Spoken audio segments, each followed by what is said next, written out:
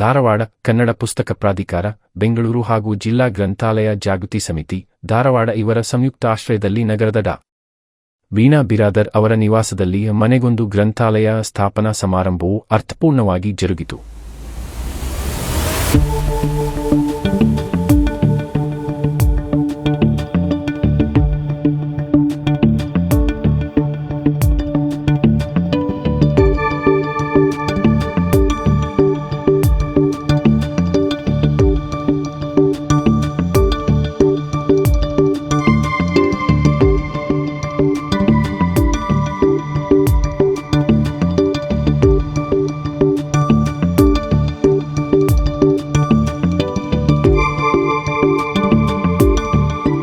ಕಾರ್ಯಕ್ರಮವನ್ನು ಉದ್ಘಾಟಿಸಿ ಮಾತನಾಡಿದ ಖ್ಯಾತ ಸಾಹಿತಿ ಡಾ. ಸಿದ್ದಲಿಂಗಯ್ಯ ಪಟ್ಟಣಶೆಟ್ಟಿ ಅವರು, ಪುಸ್ತಕ ಓದುವ ಸಂಸ್ಕೃತಿ ವ್ಯಕ್ತಿಯ ಜ್ಞಾನ ವಿಸ್ತರಣೆಗೆ ಅತ್ಯಂತ ಅಗತ್ಯವಾಗಿದ್ದು, ಗ್ರಂಥಾಲಯಗಳು ಸಮಾಜದ ಬೌದ್ಧಿಕ ಬೆಳವಣಿಗೆಗೆ ಪ್ರಮುಖ ಕೇಂದ್ರಗಳಾಗಿವೆ ಎಂದು ಹೇಳಿದರು. ಓದಿನ ಹವ್ಯಾಸದಿಂದ ವ್ಯಕ್ತಿತ್ವ ವಿಕಸನ, ಜ್ಞಾನ ಸಂಪಾದನೆ ಹಾಗೂ ಉತ್ತಮ ಸಮಾಜ ನಿರ್ಮಾಣ ಸಾಧ್ಯವಾಗುತ್ತದೆ ಎಂದು ಅವರು ಅಭಿಪ್ರಾಯಪಟ್ಟರು. ಮತ್ತು ಅದಕ್ಕಿಂತ ಮುಖ್ಯ ನನಗನ್ಸಿದ್ದು, ನೀವು ಎಷ್ಟೊತ್ತು ತನಕ ಏನು ಮಾತಾಡಿದಿರಲ್ಲ, ಈ ಮಾತುಗಳ ಹಿಂದೆ ಗ್ರಂಥಗಳದಾವ. ಗ್ರಂಥಗಳನ್ನು ಓದಿದ್ದಕ್ಕೆ ನೀವು ಮಾತಾಡಕತ್ತೀರಿ, ಗ್ರಂಥಗಳ ಅಂತರಾರ್ಥವನ್ನು ತಿಳ್ಕೊಂಡಿದ್ದಕ್ಕೆ ನೀವು ಮಾತಾಡ್ತಾ ಇದ್ದೀರಿ. ಗ್ರಂಥಗಳನ್ನು ಓದಿರಲಿಲ್ಲ ಅಂತಂದ್ರೆ ನಿಮ್ಮ ಮಾತಿಗೂ ಬೆಲೆ ಬರ್ತಿದ್ದಿಲ್ಲ, ನಿಮ್ಮ ಮಾತಿಗೂ ಅರ್ಥ ಬರ್ತಿದ್ದಿಲ್ಲ. ಮತ್ತು ಈ ಮಾತುಗಳನ್ನು ಸಹಿತ ನಾವು ಗ್ರಂಥಗಳನ್ನು ಓದಿನ ಕಲಿಬೇಕು ಅಂತಲ್ಲ, ಪರಸ್ಪರ ಜನರ ಜೊತೆಗೇನು ಮಾತಾಡಿ ಕಲಿತಿರ್ತೇವೆ ನಾವು. ಆ ಜನರ ಜೊತೆಗೇನು ಸಂಪರ್ಕ ಇದೆಯಲ್ಲ, ಅದು ಕೂಡ ಗ್ರಂಥಾಲಯನ. ಈಗ ನಮ್ಮವ್ವನ ಕೂಡ ನಾ ಮಾತಾಡ್ತೇನೆ. ನಮ್ಮವ್ವ ಏನು ಗ್ರಂಥ ಬರೋದಿಲ್ಲ, ಲೇಖಕಿ ಅಲ್ಲ, ಆದ್ರೆ ಆಕೆನೂ ಒಂದು ಗ್ರಂಥನ. ಯಾಕೆ ಆಕೆಯಿಂದ ಭಾಷೆ ನಾನು ಕಲ್ತೇನೆ, ಆಕೆಯಿಂದ ಮಾತನ್ನು ನಾ ಕಲ್ತ್ಕೊಂಡೇನಿ. ನನ್ನ ಸಂಬಂಧಿಕರು ಎಲ್ಲರೂ ಸುತ್ತಮುತ್ತಲು ನನ್ನ ಗೆಳೆಯರು, ವಿದ್ಯಾರ್ಥಿಗಳು, ಸ್ನೇಹಿತರು, ಮಾರ್ಕೆಟ್ನಾಗ ಕಾಯಿಪಲ್ಯ ಮಾರಾಟವರು ಮಾಡೋರು, ಅವರೆಲ್ಲರೂ ನಮಗೆ ಭಾಷೆಯನ್ನು ಕಲಿಸ್ತಾರೆ. ಆ ಭಾಷೆ ಅವ್ರು ಕಲ್ತಿದ್ದು ಗ್ರಂಥಗಳಿಂದ ಅಲ್ಲ, ಸಮಾಜದಿಂದ. ಹೀಗಾಗಿ ಸಮಾಜ ಕೂಡ ಪರೋಕ್ಷವಾಗಿ ನಮಗೆ ಗ್ರಂಥಾಲಯನ. ಪ್ರತಿದಿನ ಸಾಯಂಕಾಲ ನಾವು ಸುತ್ತಾಡ್ತಾ ಇರ್ತೇನೆ, ಅದನ್ನ ನೋಡ್ತಿರ್ತೇನೆ. ಕಣ್ಣಿಗೆ ಗುಡಿ ಕಾಣ್ತಾವ, ಗಂಟೆ ಶಬ್ದ ಕೇಳ್ತದೆ, ಮತ್ತೊಬ್ಬ ಯಾರೋ ಓಡ್ತಿರ್ತಾನೆ ಹುಡುಗ, ಅವನ ಹೆಸರು ಕೇಳ್ತೇನೆ. ಅವು ಬೇರೆ ಬೇರೆ ಜಾತಿ ಹುಡುಗರು ಓಡಾಡ್ತಿರ್ತಾರೆ, ಕೂಡ್ತಿರ್ತಾರೆ, ಆಡ್ತಿರ್ತಾರೆ. ಇವೆಲ್ಲವೂ ನಮ್ಮ ಗ್ರಂಥಗಳೇ. ನಾನು ಸುಮಾರು ದಿವಸದಿಂದ ಪ್ರಯತ್ನ ಮಾಡಿದೆ. ಅದರ ಕೆಲವು ಗ್ರಂಥದ ಕಾಪಿಗಳನ್ನ, ಈಗ ಗೀತಾ ಪ್ರೆಸ್ ಗೋರಖ್ಪುರ ಅಂತ ಒಂದೈತಿ, ಆ ಗೋರಖ್ಪುರದ ಪ್ರತಿಗಳನ್ನು ಅಲ್ಲಲ್ಲೇ ತೊಗೊಂಡು ಜನರಿಗೆಲ್ಲ ಕೊಡ್ತಿದ್ದೆ. ನಾನು ಓದ್ತಿದ್ದೆ. ನನ್ನ ಮಕ್ಕಳಂತೂ ಅವರು ಇನ್ನೂ ಚಲೋ ಓದ್ತಾರೆ. ಅದು ನನಗೂ ಓದೋಕ್ಕಾಗಿದ್ದಿಲ್ಲ.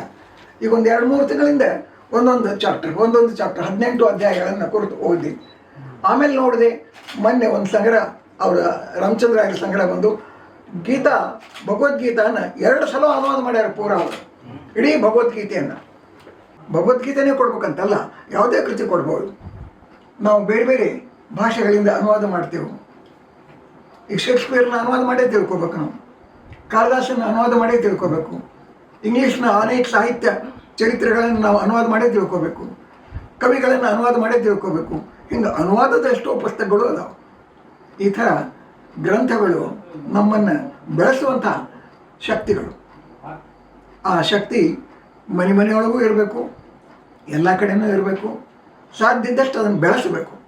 ಕಾರ್ಯಕ್ರಮದ ಅಧ್ಯಕ್ಷತೆಯನ್ನು ವಹಿಸಿದ್ದ ಜಿಲ್ಲಾ ಕನ್ನಡ ಸಾಹಿತ್ಯ ಪರಿಷತ್ ಧಾರವಾಡದ ಅಧ್ಯಕ್ಷರಾದ ಲಿಂಗರಾಜ ಅಂಗಡಿ ಅವರು, ಪ್ರತಿಯೊಂದು ಮನೆಯಲ್ಲೂ ಗ್ರಂಥಾಲಯ ನಿರ್ಮಾಣವಾಗಬೇಕು ಎಂಬ ಆಶಯ ವ್ಯಕ್ತಪಡಿಸಿದರು.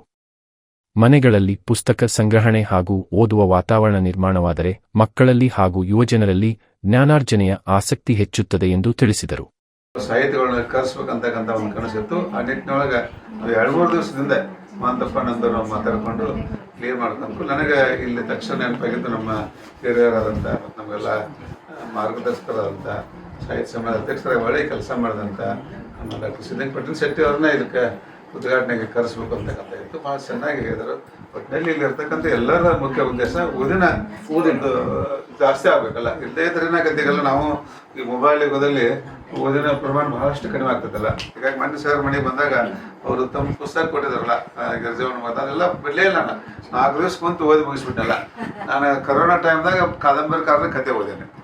ಅದೆಲ್ಲ 800 ಪೇಜ್ ಇದೆಲ್ಲ ಇಷ್ಟು ಅವ್ರದೆಲ್ಲ ಕಷ್ಟ ಸರ್ದ ಹಂಗೆ ಬಹಳಷ್ಟು ಕೌಜಲ್ ಸರ್ ಹೇಳ್ತಾರೆ ಭಾಳ ಹಿಂದಿನ ಸಾಹಿತಿಗಳೆಲ್ಲ ಕಷ್ಟದಾಗ ಬಂದಾರಲ್ಲ ಸರ್ದ ಅದೆಲ್ಲ ನೋಡಿ ನನಗೂ ಕಣ್ಣಾಗ ನೀರು ಬರ್ತಿದ್ದಲ್ಲ ಅವ್ರ ತಂದೆ ನೋಡ್ರಿ 2 ವರ್ಷದಾಗ ತಂದೆ ಇದಾಗೈತಿ ಅಜ್ಜನ ಮನೆಯಾಗ ಇದ್ಕೊಂಡು ಇದು ಮಾಡಿ ಅವ್ರ ತಾಯಿ ಎಷ್ಟು ಕಟ್ಪಟ್ರ ಆಮೇಲೆ ಆ ತಂದೆ ತೀರ್ಕೊಂಡಾಗ ಅವ್ರು ಮನಿ ಮಾರಾಟ ಮಾಡಿ ಸಾಲ ಹಾಕಿದ್ರಂತೆ ಇಷ್ಟೆಲ್ಲ ನೋಡಿದಾಗ ಕನ್ನಡಕ್ಕೆ ಇದಾಕೈತಲ್ಲ ಹಿಂಗೆ ನಂಬಿಸೋದಕ್ಕೆ ನಮ್ಮ ತಾಯಿ ಅವೆಲ್ಲ ಕೆಲವು ಕಷ್ಟ ಇದ್ದಾಗ ಒಮ್ಮೆನ ಹೇಳ್ತಿದ್ರಲ್ಲ ಈಗ ಅಡುಗೆ ಮಾಡಿದ್ರಂತ ಅವಾಗ ನಾಯಿ ಬಂದು ತೊಗೊಂಡು ಹೋಗ್ಬಿಡ್ತಂತೆ ಅದೆಲ್ಲ ಆಮೇಲೆ ಮುಂದೆ ಮಾಡಕ್ಕೆ ಹಿಟ್ಟಿದ್ದಿಲ್ಲಂತ ಈ ರೀತಿ ಕೆಲವಷ್ಟು ಘಟನೆಗಳು ಆಗಿರ್ತಾವೆ ಹಿಂಗಾಗಿ ಪ್ರತಿಯೊಬ್ಬರು ನಾ ಹೇಳೋ ಉದ್ದೇಶ ಅಂದ್ರೆ ಇಂಥ ಒಬ್ಬ ಸಾಹಿತಿಗಳು ಕರೆಸಿದ್ದು ಇವತ್ತು ನಮ್ಮ ವಿನಯ್ ಬರದಾರ್ ಮೇಡಮ್ ಅವ್ರ ಮನೆಗೆ ಅದು ಉದ್ಘಾಟನೆ ಆಗಿದ್ದು ನಿಜಕ್ಕೂ ನನಗೆ ಖುಷಿ ಅನಿಸೋದು ಒಂದು ಮತ್ತು ಇದೆಲ್ಲ ಒಂದು ಇದು ಬೇಕು ದೊಡ್ಡ ಮನಸ್ಸು ಬೇಕಲ್ಲ ನೋಡಿದಾಗ ಈ ರೀತಿಯಾಗಿ ಮನೆಗೆ ಕರೆದು ಮಾಡ್ತಕ್ಕಂಥದ್ದು ಒಟ್ಟಿನಲ್ಲಿ ಕನ್ಕ್ಲೂಷನ್ ಅಂದ್ರೆ ಸಾರಾಂಶ ಬಟ್ ಎಲ್ಲರೂ ಓದಬೇಕು ಓದುವಂತ ಹವ್ಯಾಸ ಜಾಸ್ತಿ ಆಗ್ಬೇಕು ಅದರಿಂದ ಸಮಾಜದಲ್ಲಿ ಕೆಲವಷ್ಟು ಈಗ ನೋಡ್ತಾ ಇದ್ದೇವಲ್ಲ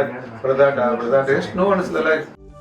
ಕಾರ್ಯಕ್ರಮದಲ್ಲಿ ಜಿಲ್ಲಾ ಗ್ರಂಥಾಲಯ ಜಾಗೃತಿ ಸಮಿತಿಯ ಜಿಲ್ಲಾ ಸಂಚಾಲಕರಾದ ಮಹಾಂತಪ್ಪ ನಂದೂರ, ಕನ್ನಡ ಪುಸ್ತಕ ಪ್ರಾಧಿಕಾರದ ಆಡಳಿತಾಧಿಕಾರಿ ಕೆ.ಡಿ. ಕಿರಣ್ ಸಿಂಗ್ ಸೇರಿದಂತೆ ಸಮಿತಿಯ ಸದಸ್ಯರು ಹಾಗೂ ಗಣ್ಯರು ಉಪಸ್ಥಿತರಿದ್ದರು. ಹಾಗೂ ಚಿಂತನ್ ಹತ್ತಿಕಾಳ್ ಸೇರಿದಂತೆ ಅನೇಕರು ಕಾರ್ಯಕ್ರಮದಲ್ಲಿ ಭಾಗವಹಿಸಿದ್ದರು.